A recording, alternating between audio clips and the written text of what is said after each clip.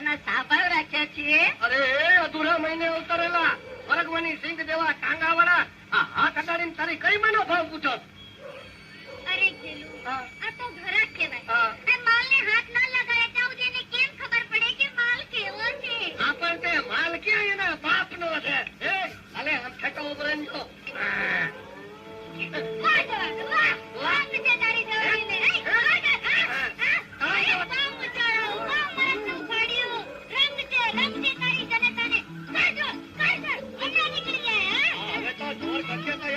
નીકળી જાય એ મીઠા વગરના માટી. આ મ્યાન છે આંકડું ને તારી દોહી તલવાર ની મૂઠ છે જાડી. તું તાણી તાણી તણાઈ જઈશ ને તોય નહીં નીકળે. અરે ઓ જગ ભાભી, ઓ જમના ભાભી,